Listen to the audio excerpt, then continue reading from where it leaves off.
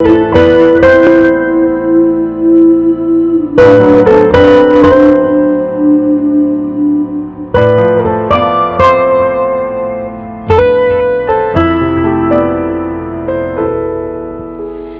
attendu le Seigneur pour entendre sa douce voix, pour avoir la direction où aller. J'ai ouvert mon cœur pour connaître sa parfaite volonté. Je reconnais sa volonté parfaite. Après avoir passé tant d'heures dans la présence du Seigneur, j'ai calmement commencé à entendre sa voix.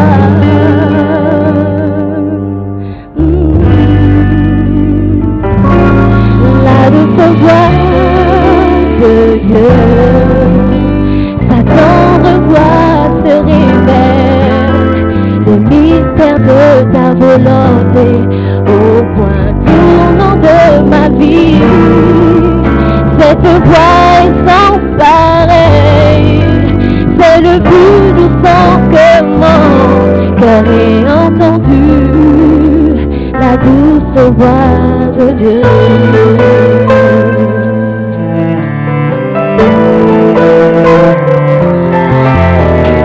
L'esprit entra en moi alors qu'il me parlait.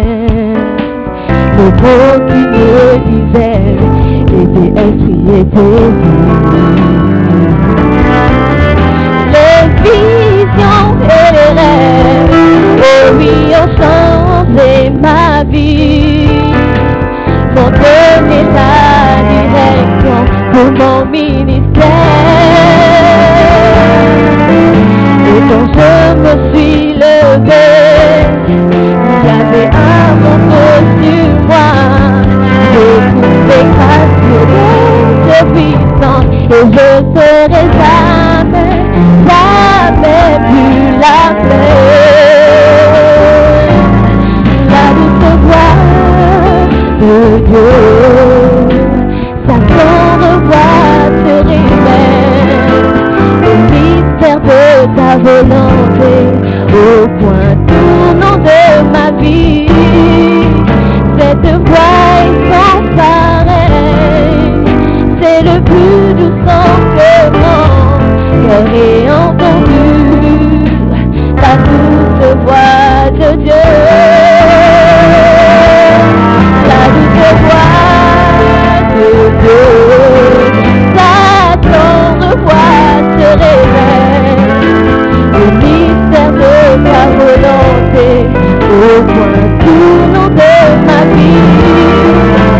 Cette voix est sans pareil, c'est le plus doux son que mon cœur ait entendu, la douce voix de Dieu.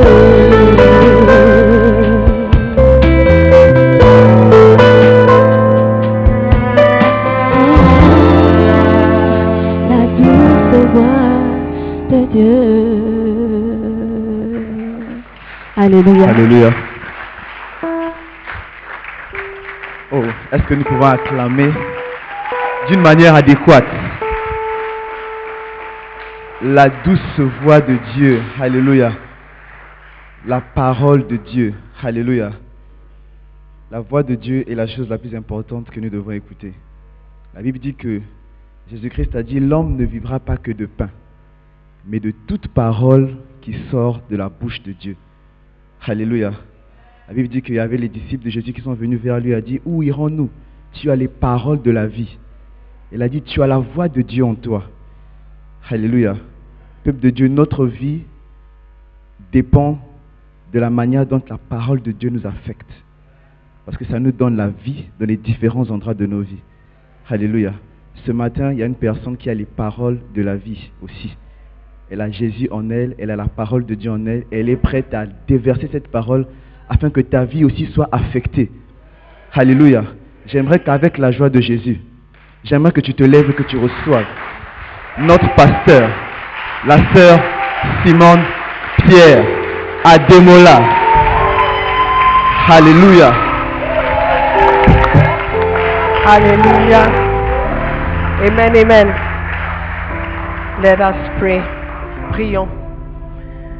J'aimerais que tu invites le Saint-Esprit ce matin, parce que c'est lui qui viendra t'enseigner la parole de Dieu. Invite-le ce matin. Parle avec lui ce matin. Dis combien tu aimes la parole et ce que tu attends de la parole. Ce matin, il s'agit de lui, d'écouter sa tendre voix ce matin. Laisse toutes les autres voix de côté et écoute seulement la voix de Dieu ce matin. Père éternel, nous te bénissons. Nous te disons merci pour l'opportunité de nous rassembler autour de ta parole ce matin. Je prie, Saint-Esprit, que ta douce voix se fait entendre. Seigneur, merci. Merci pour tout ce que tu vas nous enseigner ce matin. Merci pour cette grâce de comprendre et de recevoir ta parole. Seigneur, je prie que tu te sers de moi ce matin encore pour bénir ton peuple. Nous sommes prêts. Nous avons hâte d'entendre ce que tu as à nous dire. Dans le nom de Jésus, nous avons prié et tout le monde dit Amen. Alléluia. Prenez place, s'il vous plaît. Amen. All right. Today, nous allons continuer. Amen. Avec chapitre 9 de comment devenir un chrétien fructueux. Le sketch nous a tout dit, n'est-ce pas? C'est parfois difficile de comprendre quand les gens disent qu'ils veulent servir Dieu et lorsqu'ils ont l'opportunité, ils ne prennent pas cette opportunité. Parfois c'est difficile à comprendre. Mais bon, Dieu nous aime toujours, n'est-ce pas? La Bible dit dans Jean 15, verset 16, « Ce n'est pas vous qui m'avez choisi, mais moi je vous ai choisi et je vous ai établi afin que vous alliez et que vous portiez du fruit et que votre fruit demeure, afin que ce que vous demanderez au Père en mon nom, il vous le donne. » Alléluia. Donc, dans ce verset, nous voyons que Dieu veut que nous ayons des objectifs dans ce que nous faisons pour lui. Parce que lui, il a un objectif. Notre appel a un objectif. À part le fait de nous sauver de l'enfer, nous avons des objectifs, des choses à faire pour le Seigneur. Alléluia. Il dit, ce n'est pas vous qui m'avez choisi, mais c'est moi qui vous ai choisi et je vous ai établi. Je vous ai choisi, je vous ai établi afin que l'objectif, vous alliez, number one, vous portez du fruit, number two, et que votre fruit demeure. Donc Dieu a ses objectifs pour nous. Les raisons pour lesquelles il nous a appelés. Pourquoi il nous a établis. Établi veut dire il nous a donné une certaine stabilité. Alléluia. Pourquoi? Pour que vous preniez du poids. Pour que vous soyez dans la joie. Ce sont des conséquences. Alléluia. Mais l'objectif, c'est que vous alliez, qu'on va quelque part. Pour faire quoi? Pour porter du fruit. Et qu'est-ce qu'on doit faire avec ces fruits? On doit tout faire pour que les fruits demeurent. Les fruits elles-mêmes soient stables. Donc les fruits soient établis. Alléluia. Ce sont les objectifs que Dieu a en tête ou avait en tête alors qu'il nous a appelés. Et il a dit, afin que ce que vous demanderez, il sait que nous avons des besoins. Il sait que vous demanderez quelque chose. Quand vous travaillez pour quelqu'un, vous demandez un salaire à la fin. N'est-ce pas? Un paiement. C'est normal. Mais il dit, travaille d'abord. Et lorsque vous demanderez, vous allez recevoir.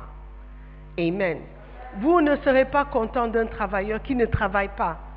il ne fait pas ce qu'on lui demande, il ne fait pas ce qu'on attend de lui, mais à la fin du mois, il vient.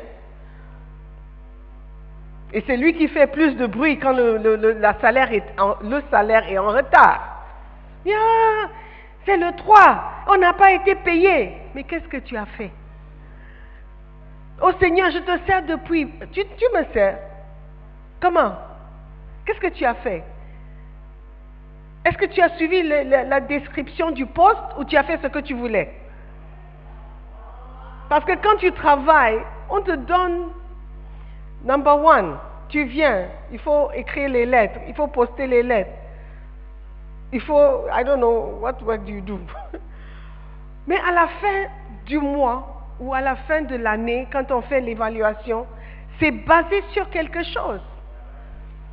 Et Dieu dit, votre emploi du temps doit être utilisé dans le gain des âmes, de porter du fruit et les établir pour qu'elles demeurent. Alléluia. Donc, si nous voulons être des chrétiens qui portent du fruit, d'abord, la première chose, c'est d'avoir des objectifs. D'avoir des choses que tu dois faire. Alléluia. Pour que vous puissiez mesurer si vous avez vraiment progressé, vous avez fait un effort. Alléluia. Vous devez avoir des objectifs. Dans la prière, je veux prier au moins 30 minutes par jour, tous les jours. Je veux prier tous les jours. Oui, tu pries. Tu peux même prier 3 heures. Mais tu pries 3 heures en 2 mois. Tu vas en retraite une fois tous les 5 mois. Et là, tu pries. Mais qu'en est-il de ta vie quotidienne? Quels sont les objectifs? Alléluia. Donc, nous devons avoir des objectifs dans la prière, dans la lecture de la Bible, dans la méditation, dans tes relations avec tes amis. Cette année, je ne veux plus quereller. Donc, les objectifs des gens sont différents. Alléluia. Quelqu'un est venu à l'église chercher quelqu'un pour le taper. Parce que je ne sais pas s'il devait de l'argent, I don't know. Moi, je n'ai rien vu, mais on m'a dit. Hey, in church. I'm sure God is saying, oh my God. Alléluia. Amen. L'apôtre Paul a dit, je cours vers le but. Vous courez vers quoi? Vous devez avoir un but, un objectif, how do you say, the crossing line. Tu sais, quand il y a une course, celui qui passe, qui traverse d'abord ligne d'arrivée. What is your ligne d'arrivée? Tu arrives vers quoi? What are you doing? Where are you going? Quel est l'objectif de ta marche chrétienne? C'est juste arriver au ciel. La Bible dit selon ce que tu as fait et selon ce que tu n'as pas fait. Ayons des objectifs. Alléluia. Deuxième point, ne laissez pas les richesses ruiner votre fécondité. Ok? Ou, I think I started with les soucis, n'est-ce pas? Ne laissez pas les soucis du monde tuer votre fécondité. Et troisièmement, ne laissez pas les richesses. Lorsque tu travailles, lorsque tu as un peu d'argent, lorsque le western arrive, ne permettez pas à ces choses de vous empêcher d'être fécond. Marc 4, verset 19. Marc 4, verset 19. What does it say? 18 d'abord. D'autres reçoivent de la semence parmi les épines. Ce sont ceux qui entendent la parole.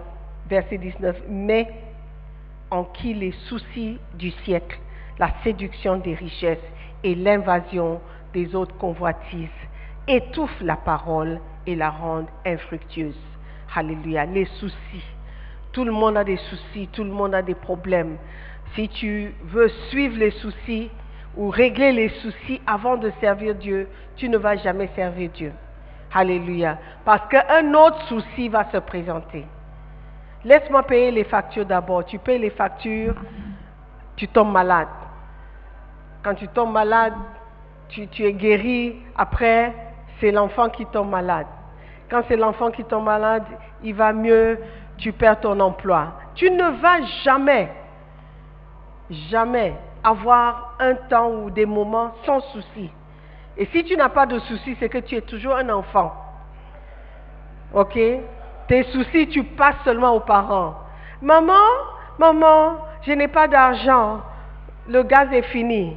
Tu as passé le souci à quelqu'un d'autre. Toi, tu es tranquille, tu attends le western et maintenant, c'est maman qui porte le fardeau. Do you understand? Donc, les soucis ne disparaissent pas.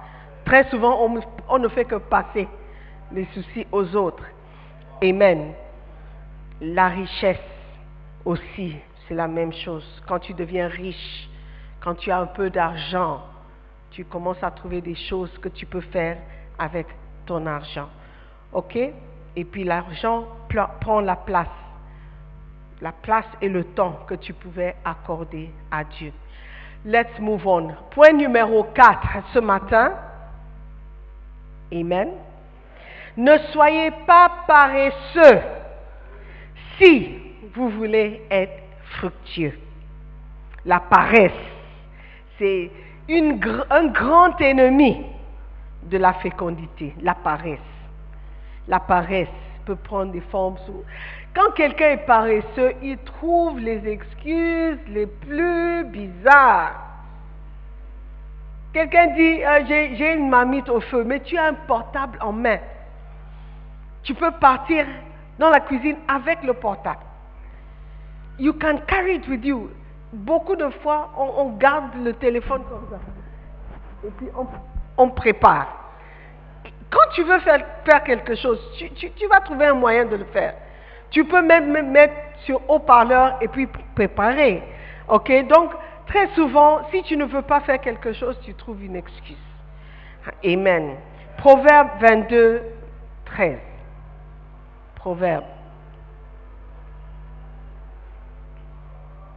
Proverbe 22, 13 dit quoi? Let's look at the beautiful excuse.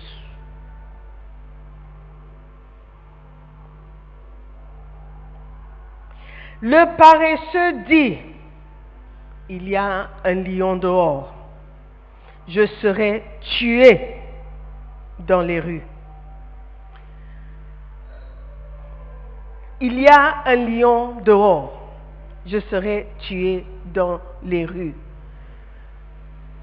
Combien de personnes ont vu des lions dans les rues? Les lions souvent ne se trouvent pas dans les rues. Mais le paresseux dit qu'il y a un lion dans les rues. Et si je sors, je serai tué. Quand tu es paresseux, quand tu ne veux pas faire quelque chose, tu vas toujours trouver une excuse. Les excuses sont là, nombreux. Toutes sortes d'excuses, des bonnes, des mauvaises, des bizarres. Ils existent. Il suffit juste de trouver un et puis sors ça de ta bouche et puis toi tu es tranquille. Mais celui qui est un peu intelligent, qui considère un peu ou qui réfléchit un peu, saura que ce n'est qu'une excuse que tu fournis. Alléluia. Le chrétien paresseux trouve plein d'excuses étonnantes. Un chrétien paresseux dira qu'il ne peut pas quitter son lit à cause d'un lion imaginaire dans la rue. Une telle personne ne vaut pas grande chose. Parce que toute personne qui veut réussir doit être prête à travailler dur. Si tu veux voir les fruits dans ton bassin, tu dois travailler dur. Si tu veux un ministère qui prospère, tu dois travailler dur. Si tu veux même travailler dans le monde, le séculier, tu dois travailler dur pour avoir des fruits. Je connais quelques personnes qui font un peu de business à gauche, à droite. Tu ne peux pas réussir dans tes affaires si tu n'es pas prêt à travailler dur. De fournir un effort plus que l'homme ordinaire. Par exemple, moi je n'ai pas de restaurant, mais je prépare. Ça ne fait pas de moi un chef. Ok? Je prépare assez pour que la famille ait de quoi manger.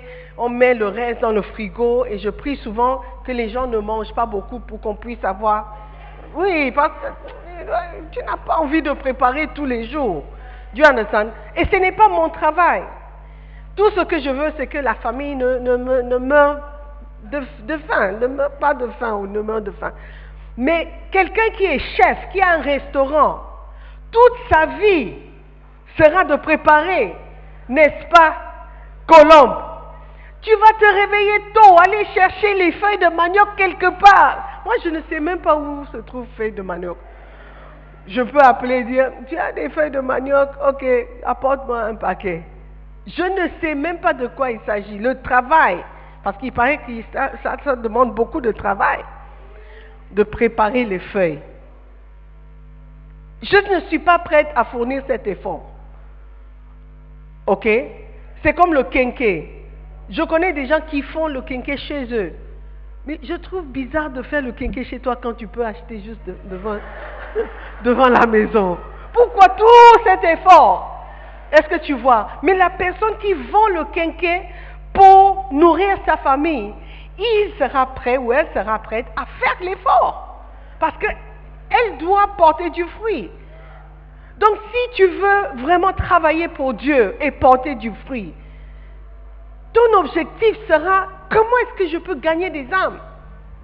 Comment est-ce que je peux sortir de mon zone de confort? Il fait chaud, mais j'ai besoin des âmes.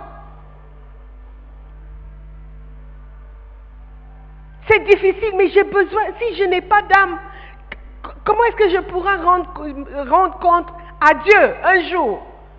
What will I tell him? Les âmes ont déménagé.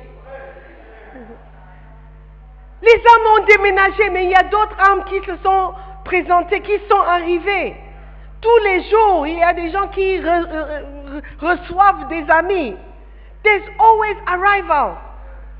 Juste comme après la mort, il y a toujours les naissances. There's continuity. Hallelujah. Mais si on veut trouver des excuses, on en trouvera. Mes brebis ont déménagé. Ce n'est pas faux. Mais la vérité, c'est que ton bassin est vide. Si tu veux vraiment porter du fruit, tu vas chercher d'autres. N'est-ce pas? Amen. Donc, si tu as un objectif déjà, c'est de plaire à Dieu, et tu sais que Dieu veut que tu portes du fruit, toutes les excuses possibles, tu vas les mettre de côté pour pouvoir atteindre ton objectif de gagner des âmes. Seigneur, je veux gagner au moins une âme par mois. Seigneur, je veux que mon bassin grandisse au moins une fois, une personne de plus chaque mois. Quels sont nos objectifs? Et qu'est-ce que nous sommes prêts à faire pour atteindre ces objectifs?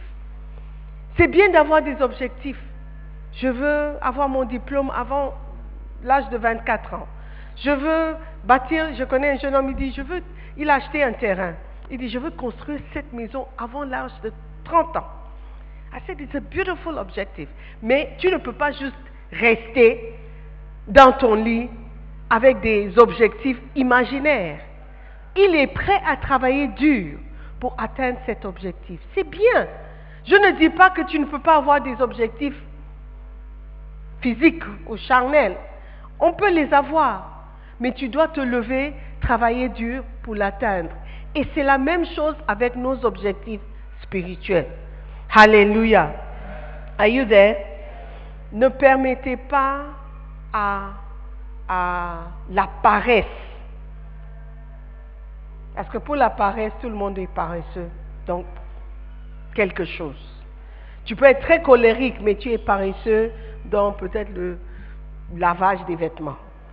Ou tu es colérique, tu veux conquérir, mais tu es très paresseux quand il s'agit de travailler, améliorer les relations avec des gens. You see. So, la paresse d'appeler quelqu'un, je vais juste envoyer. Moi, j'ai vraiment la paresse quand il s'agit de parler au téléphone. I don't like it at all.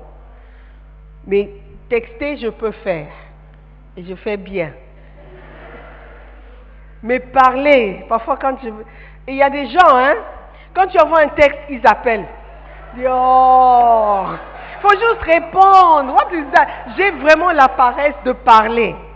Mais il y a des gens qui aiment parler. Mais je sais que mon travail insiste ou dépend de parler. Do you know? So I have to make an effort. I have to make an effort. C'est pas toujours facile. Alléluia. Mais quels sont nos objectifs? Quelles sont les choses, les choses que nous pouvons surmonter pour accomplir nos objectifs? Alléluia. Proverbe 22, 29 dit, si tu vois un homme habile dans son ouvrage, il se tient auprès des rois, il ne se tient pas auprès des gens obscurs. Alléluia.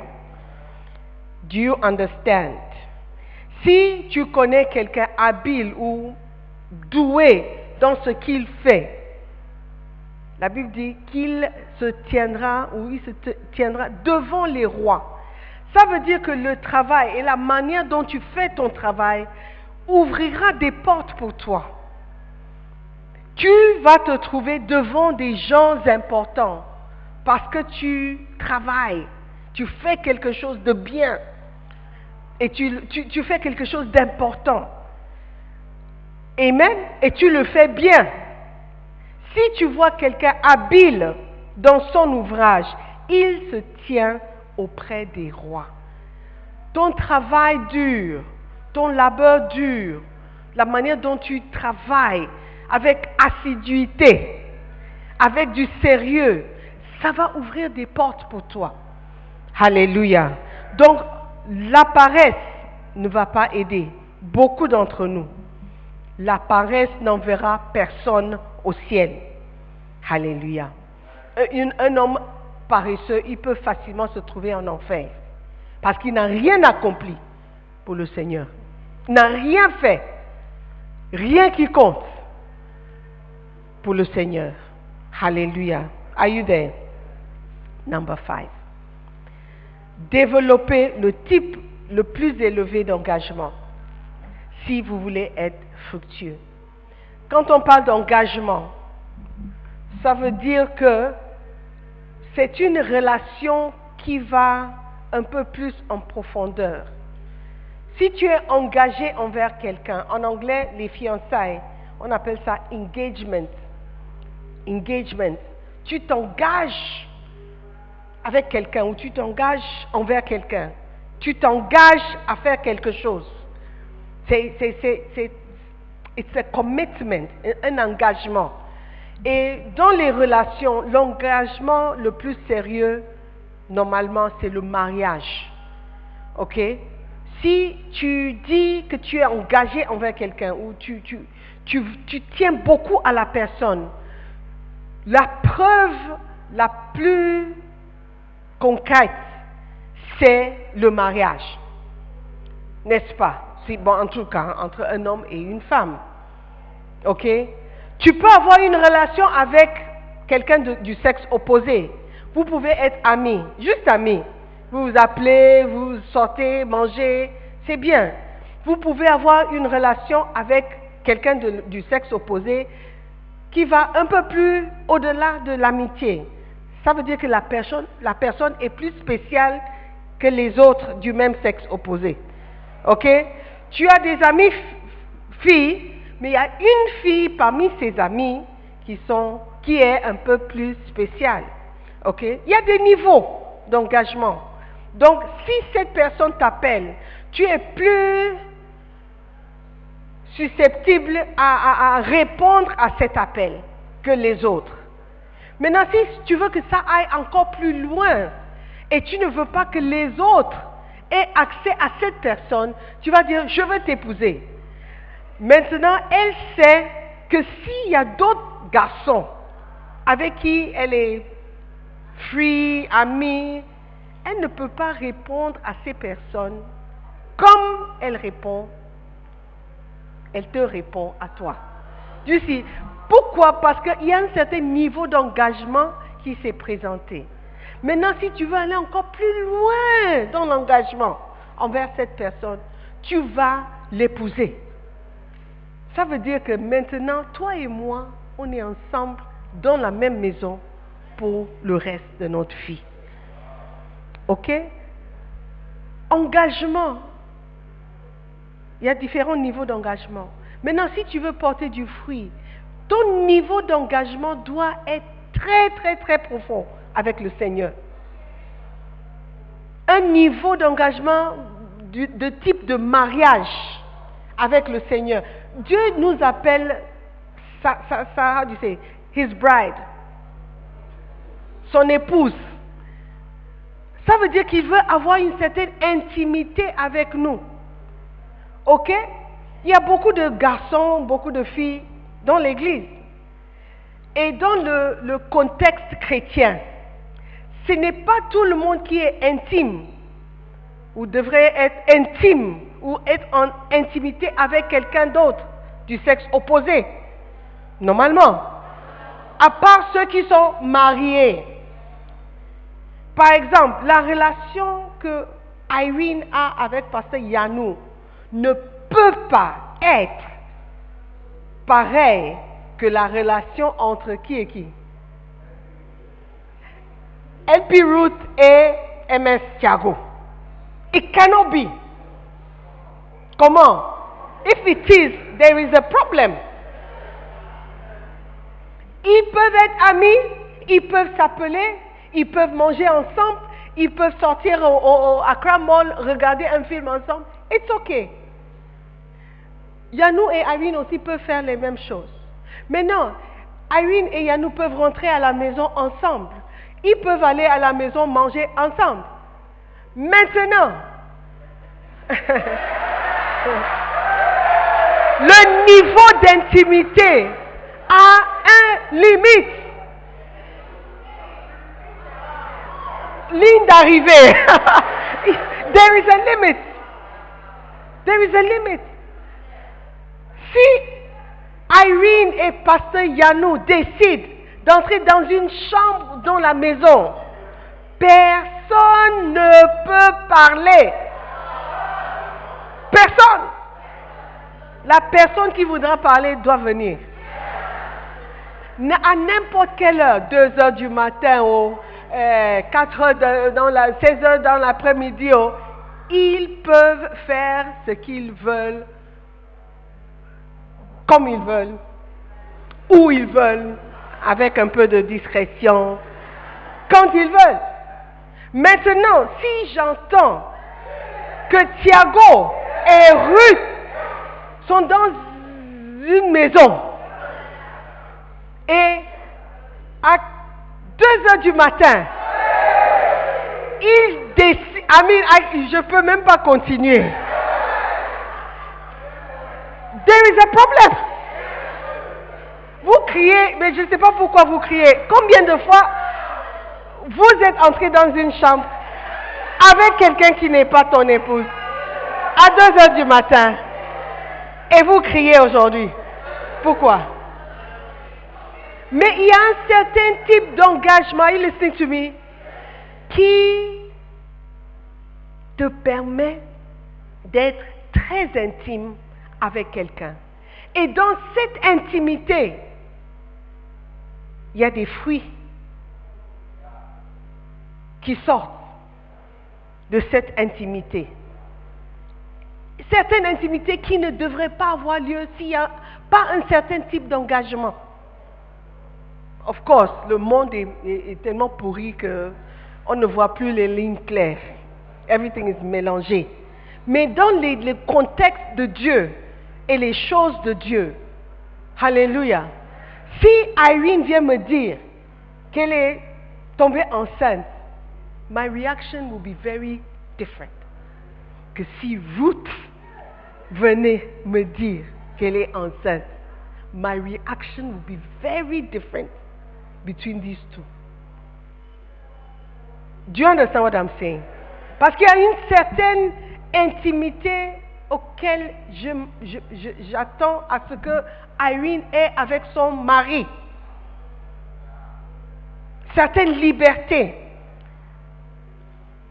Alléluia. La Bible dit, tous deux, ils étaient nus et ils n'avaient pas honte. Mais si, God forbid, parce que Yanou vient me dire qu'il faut parler à Irene. Elle ne veut pas être en intimité avec moi. I will be very angry.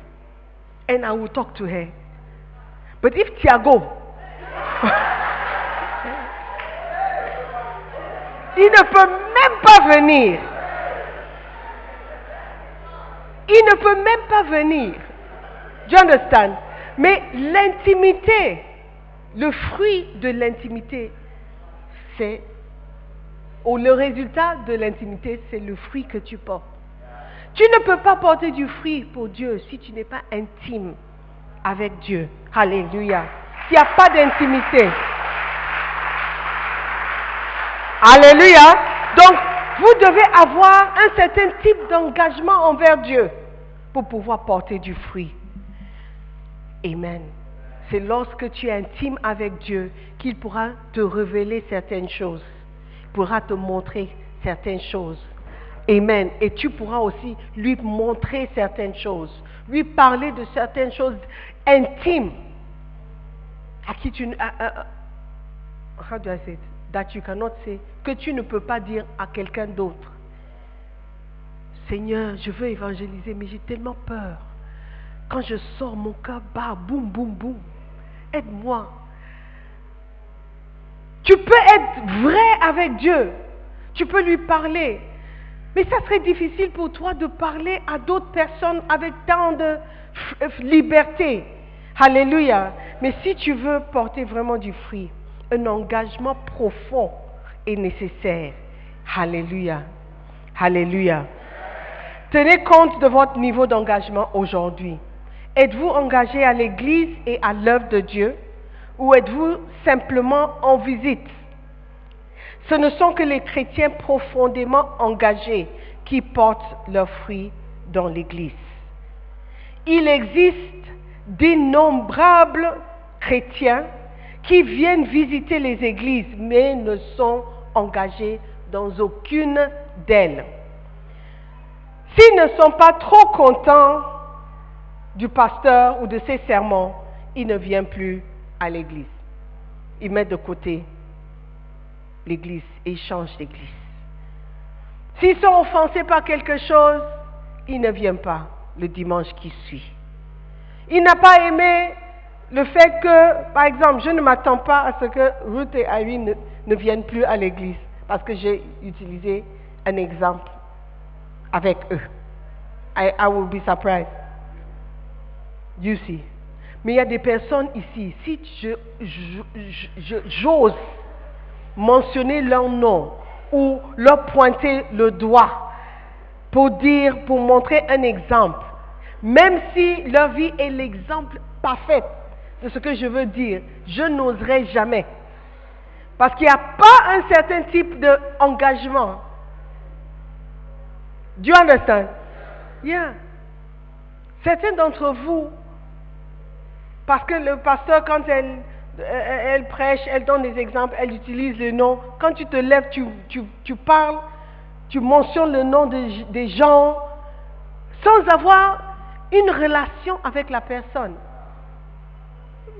Anyway, that's something. That's another message for the shepherds.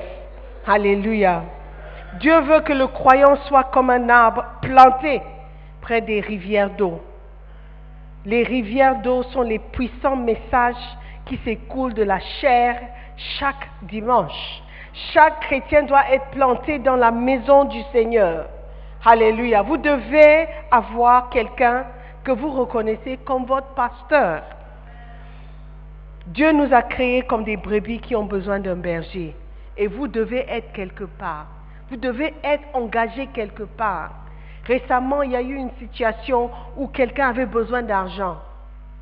La première question que j'ai posée, c'est est-ce que la personne est engagée dans l'église? Oh, la personne vient. Venir ne veut pas dire que tu es engagé. Venir ne veut pas dire que tu es engagé.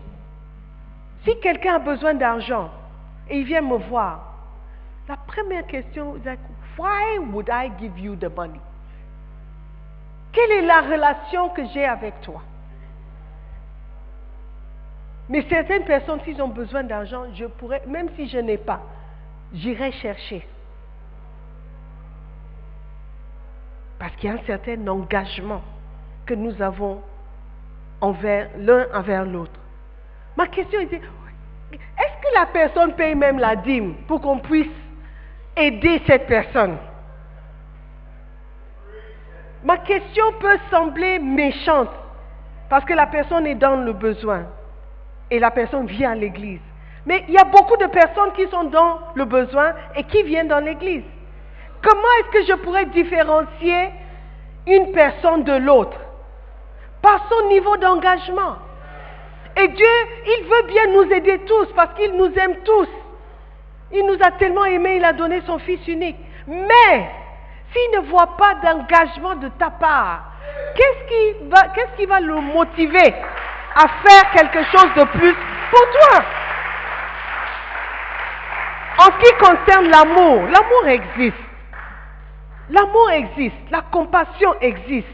Oh, je suis triste que tu es dans le besoin. Je suis triste que tu n'as pas payé tes factures. Je suis triste que tu es à la maison parce qu'il n'y a pas l'argent. Mais je ne peux pas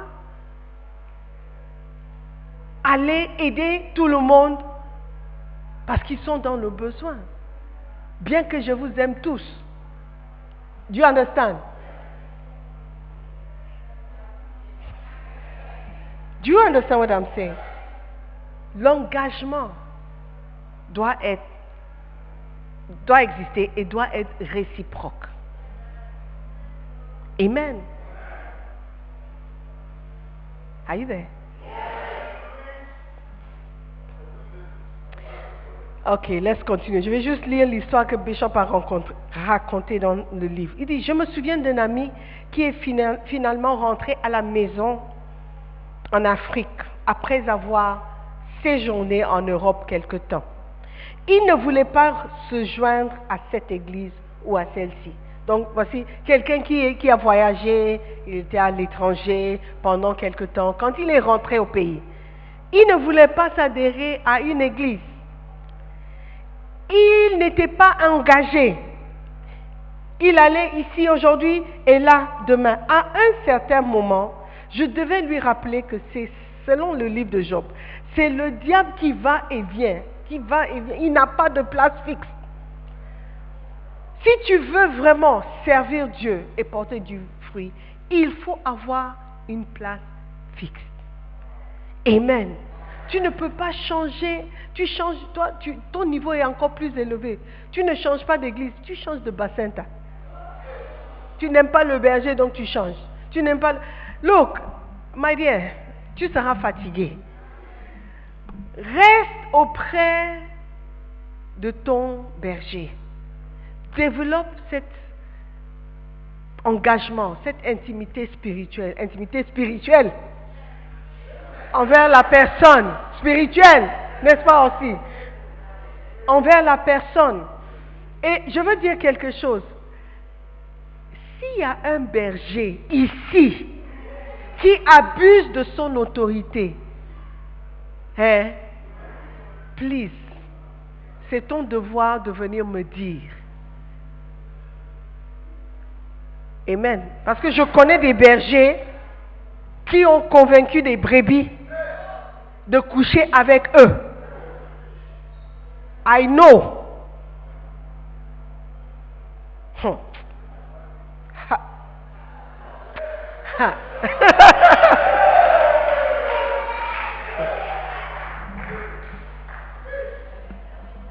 Nous avons besoin d'être engagés.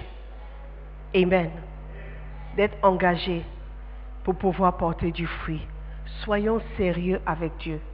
Frères et sœurs, soyons sérieux avec Dieu.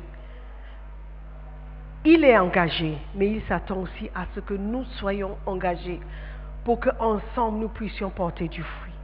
Alléluia. Et pour terminer, I think, si je peux juste nous rappeler, soyez fructueux en évitant la mauvaise compagnie. Je sais qu'on a déjà parlé de ça, mais il faut éviter la mauvaise compagnie. Nous connaissons tous 1 Corinthiens 15, 33 qui dit « Les mauvaises compagnies corrompent les bonnes mœurs. » Alléluia. Parmi les chrétiens, il y a toujours une mauvaise compagnie. Le pire type de compagnie est celle des chrétiens qui ne portent pas du fruit et qui ne font rien pour Dieu. Une mauvaise compagnie est un très mauvais symptôme et avec un très mauvais pronostic. Ça veut dire que si tu viens à l'église et tu te joins à quelqu'un qui est aussi à l'église, mais qui ne porte aucun fruit, tu es en danger. Il dit, le pronostic est mauvais. Ça veut dire que l'avenir n'est pas bon. Le résultat ne sera pas bon. Alléluia. Tu peux être à l'église avec quelqu'un et cette personne qui est à l'église, la personne peut ne pas forniquer, la personne peut ne pas voler, mais la personne ne porte pas du fruit. Cette personne aura une influence sur toi et ta vie spirituelle sera affectée. Alléluia. Donc, joins-toi à quelqu'un qui porte du fruit, une bonne compagnie, quelqu'un qui pourra t'encourager. Alléluia. Regarde dans le sketch. Il s'appelle comment? J'ai oublié les noms des gens. Jacques et puis Marc. Are you sure? Ils avaient commencé ensemble, mais lorsque le code est descendu, quelque chose de plus important s'est présenté et l'autre, il est parti. Mais si, what was your name? Marc ou Jean ou l'autre était faible dans sa foi ou his resolve, sa décision de servir, il allait le suivre. Il allait le suivre. Mais puisque lui ne voulait pas, il voulait porter du fruit, il est resté. Mais les autres chrétiens avaient des excuses. Donc, si ton ami, la personne avec qui tu marches, trouve toujours une excuse, une raison pour laquelle elle ne peut pas faire, elle ne peut pas évangéliser, tôt ou tard, toi aussi, tu seras affaibli dans ta décision. Alléluia. La mauvaise compagnie finira par vous conduire à de mauvais endroits. Quand vous voyez un chrétien qui a de mauvais amis, il est probable qu'il devienne à l'image de ses amis. Qui se ressemble, s'assemble. Qui se ressemble, s'assemble. Donc, si tu apprécies la personne, tu voudras faire des choses qui te permettent ou qui vous permettent de rester ensemble. Vous commencez à vous ressembler. Je me souviens quand Ruth et Irene sont venus premièrement. Je ne sais même pas comment ils se sont rencontrés. Mais au début, elles ne s'entendaient pas du tout. There was always quarrels. Et je ne sais même pas comment elles sont finies par vivre ensemble. There were always issues. Yes or no? Today, you can't even separate them. Elles ont commencé par se ressembler. Do you understand what I'm saying? Heureusement que les deux étaient de bonnes influences pour les autres. I don't know who was a better influence. Mais elles ont commencé par se ressembler. Mais le contraire est aussi vrai. Qu'il y a des personnes qui commencent bien, mais à force de marcher avec quelqu'un qui n'était pas aussi engagé qu'elle, elle a fini par ou rétrograder ou refroidir. Tout ce qu'elle peut faire, c'est peut-être venir pour les répétitions. Mais aller au-delà de là, non. Juste parce qu'elle s'est attachée à la mauvaise personne pour elle. Parce que si elle s'était attachée à quelqu'un d'autre, peut-être elle serait encore meilleure aujourd'hui. Dieu sait. C'est comme un couple. Un homme et une femme disent qu'ils vont se marier. Ils font tout, ils se marient, mais le mariage, it doesn't work. C'est une mauvaise combinaison dès le début. Mais ça ne veut pas dire que les deux sont des mauvaises personnes. Ils se sont attachés à la mauvaise personne. Do you understand what I'm saying? Donc dans un autre couple, ils peuvent être très heureux. Il est important pour nous d'avoir des relations spirituelles, d'être guidés par l'esprit, même dans nos amitiés, parce que ça peut affecter ta fécondité spirituelle. ta capacité à porter du fruit. Amen. La personne que vous épousez va vous tenir compagnie pour le reste de votre vie. Et cette compagnie matrimoniale vous affectera réellement. Le roi Salomon a construit le temple et il a accompli de grandes choses pour le Seigneur. Il est finalement tombé du Seigneur ou loin du Seigneur. Pourquoi? Ces femmes ont détourné son cœur de Dieu. Les femmes de Salomon étaient une mauvaise compagnie pour lui. Pourquoi? Parce qu'il a épousé des femmes étrangères, des personnes qu'il ne devait pas épouser. Aujourd'hui, vous êtes jeunes, la plupart d'entre vous. Je ne sais pas s'il y a 10 couples dans cette assemblée, je ne sais pas, ou 10 personnes mariées. Quand vous allez choisir vos épouses ou votre épouse, sois spirituel dans la sélection. Ne courez pas après les mollets, ni la forme, ni le teint de peau, parce que ces choses changent. Amen. Soyez spirituels dans votre sélection. Soyons spirituels. L'Église de Dieu ne ressemble pas à ce qu'elle devrait être, parce qu'on a trop copié le monde dans tout ce que nous faisons. Le taux de divorce est élevé même dans l'Église. Il y a quelques années, il y a un hôpital qui voulait faire la collecte de sang. Et ils ont commencé par aller dans les églises, parce qu'ils se disaient, les gens de l'église seront disposés à donner de sang parce qu'ils ont le bon cœur. Ils ont découvert, c'était quand le sida avait commencé, ils ont découvert que le niveau, le taux, le pourcentage des personnes atteintes du sida était égal dans l'église que dans le monde. Do you understand? Donc, assis ici, qui sait combien de personnes ont le sida? Yeah! Et avec le progrès de la médecine, tu prends les médicaments, personne ne saura. Tu peux être même plus belle que les autres. It's possible.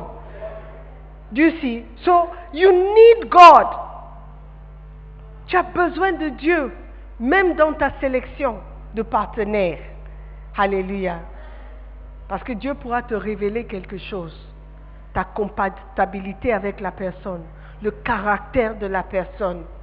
Tout le monde peut dire, oh, she's very nice. Oh, she's very nice. Oh, she's very nice. Mais toi, quand tu vois la personne, il y a quelque chose. Tu dis non. Une raison pour laquelle toi tu hésites. Écoute la voix du Saint-Esprit. Si tu es en intimité avec lui. Si tu es en intimité avec lui. Parce qu'il y a certaines personnes, tu n'es pas en intimité avec Dieu. Et quand on te conseille, tu passes de l'autre côté parce qu'il y a quelque chose. Lequel des choses? Sois en intimité avec Dieu, comme ça quand il te parle, tu sauras que c'est lui qui a parlé. Alléluia. Amen. Tu veux porter du fruit. Tu veux porter du fruit. Qu'est-ce que tu dois faire? Number one. Qu'est-ce que tu dois faire? Tu dois avoir des objectifs spirituels. Oh, you don't know? Tu dois avoir des objectifs spirituels. Number two. Ne laissez pas les soucis du monde affecter. Troisièmement, ne laissez pas la richesse ou les richesses ruiner votre fécondité. Quatrièmement, ne soyez pas paresseux. Les excuses. Excuse after excuse. Des bonnes raisons pour lesquelles tu ne peux pas faire. Oh, si c'était demain, j'allais venir, mais aujourd'hui, je ne peux pas venir. Oh, si c'était le matin, ça allait marcher mieux, mais l'après-midi, ça ne joue pas trop. Excuse sur excuse. J'ai vu quelque chose, on dirait un lion. Excuse after excuse after excuse. Alléluia. Si tu veux te tenir devant les rois, il faut que tu sois quelqu'un qui travaille dur. Amen. Cinquièmement, développer le type d'engagement le plus élevé possible. Soyez engagés envers Dieu. Soyez engagés envers Dieu. Lui, son engagement n'est pas en question. Son engagement n'est pas en question. C'est ton engagement envers lui qui est en question. Et pour terminer, soyons fructueux en évitant la mauvaise compagnie. La mauvaise compagnie qui peut nous décourager, qui peut nous refroidir, qui peut éteindre le feu qui est en nous, la petite flamme qui est en nous. Alléluia. Quand tu viens à l'église, tu es motivé, tu dis, ok, cette fois-ci, je vais le faire. Mais quand tu rentres le soir, le lundi à l'école, tu te diriges vers cette même personne qui va éteindre le feu, qui va te décourager. Pour certains d'entre nous, il est temps de déménager. Il est temps de partir, de sortir de là où nous sommes, de changer d'amis. Alléluia. Parce que nous devons porter du fruit. Ça, c'est l'objectif que Dieu a mis pour nous. D'atteindre cet objectif va demander un prix à payer, va demander un sacrifice. Alléluia. Si tu veux porter du fruit, paie le prix. Amen. Et ta vie sera transformée et Dieu sera libre de te bénir maintenant. Afin que tout ce que tu demanderas en mon nom, le Père l'accordera. Amen. Stand to your feet.